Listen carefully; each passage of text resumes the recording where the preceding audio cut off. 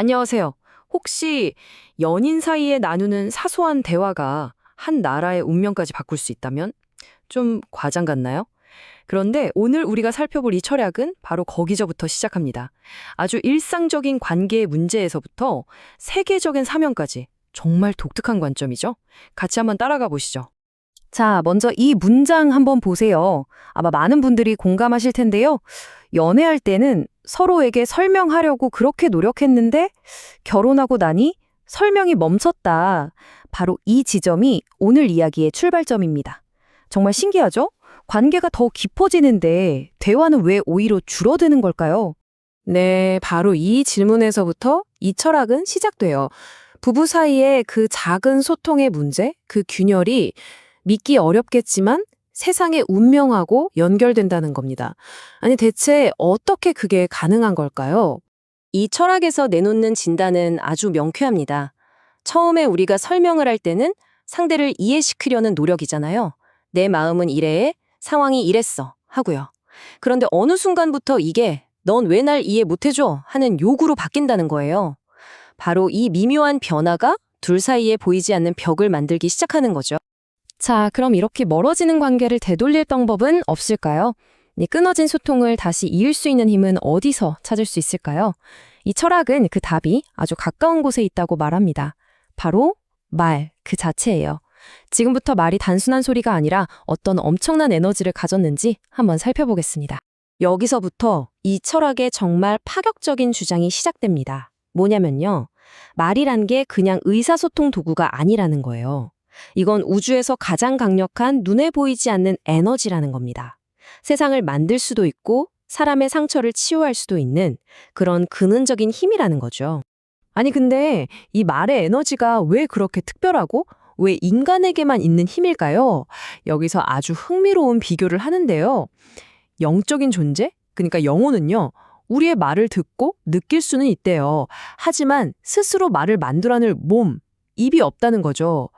오직 우리 인간만이 이 육체를 가지고 말을 생성하고 세상 밖으로 내보내서 현실에 직접적인 영향을 줄 수 있는 유일한 존재라는 겁니다. 정말 대단한 능력 아닌가요? 이 힘이 미치는 영향은 정말 상상 이상입니다. 그냥 절망에 빠진 친구한테 용기를 주는 정도가 아니에요. 식물을 더 잘 자라게 하고 심지어는 나라 간의 전쟁을 멈추게 하거나 반대로 일으킬 수도 있다는 겁니다. 최종적으로는 세계 평화까지도 이 말의 힘으로 이룰 수 있다고 주장해요. 거의 세상을 움직이는 마스터키 같은 거죠. 자, 이렇게 어마어마한 힘을 우리가 가졌다면 이걸 도대체 어떻게 써야 할까요? 여기서 사회부모라는 아주 중요한 개념이 등장합니다. 이게 바로 그 강력한 말의 에너지를 실제로 어떻게 활용하는지에 대한 구체적인 방법론이에요. 그럼 사회부모가 대체 뭘까요? 말 그대로 사회의 부모 역할을 하는 사람인데요. 이 사람들은 말의 힘을 사용해서 다른 사람의 아픔과 고통을 스펀지처럼 흡수합니다. 그리고 그걸 자기 안에서 지혜와 용기라는 새로운 에너지로 변환해서 다시 돌려주는 거죠. 단순한 조언자나 상담사가 아니에요. 사회 전체를 보듬는 영적인 힐러 같은 존재인 셈입니다. 이 사회 부모가 되는 과정은 크게 4단계로 볼 수 있습니다. 첫 번째는 상대방의 고통을 그냥 듣는 게 아니라 내 것처럼 받아들이고 흡수하는 거예요. 그리고 두 번째로 그 아픔을 마음속 깊이 내면화하면서 진심으로 공감하는 거죠. 세 번째 단계에서 비로소 내 안에서 치유를 위한 지혜가 만들어지고요. 마지막으로 이 지혜를 바탕으로 상대가 스스로 일어설 수 있도록 용기를 주는 말을 건네는 겁니다. 이건 단순한 대화가 아니라 영혼과 영혼이 만나는 과정이라고 할 수 있겠죠. 여기서 정말 중요한 포인트가 있습니다. 사회 부모는요, 남의 문제를 직접 해결해주는 해결사가 아니에요. 그 사람이 자기 문제를 스스로 해결할 힘을 찾도록 도와주는 일종의 조력자인 거죠. 내가 고쳐줄게가 아니라 넌 할 수 있어 라고 말해주는 사람. 이 철학에서는 이게 바로 진정한 리더십이라고 봅니다.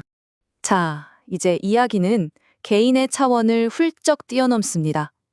한 사람을 치유하는 이 사회 부모의 역할이 어떻게 한 국가, 바로 대한민국의 운명과 사명으로까지 연결될 수 있다는 걸까요?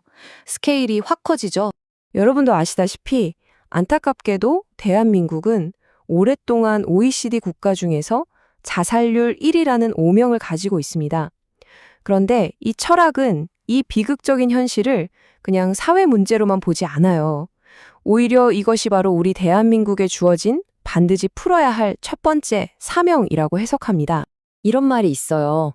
너희는 똑똑하고 유능하니까 먼저 이 문제부터 풀어봐라. 바로 곁에서 죽어가는 너희 형제 자매를 구해내라. 이 말에 이 철학이 이 문제를 얼마나 시급하고 중요하게 생각하는지가 다 담겨 있죠. 세계 평화 같은 거창한 걸 하기 전에 우리 안에 가장 큰 아픔부터 해결하라는 겁니다. 그리고 여기서 아주 대담한 약속을 합니다.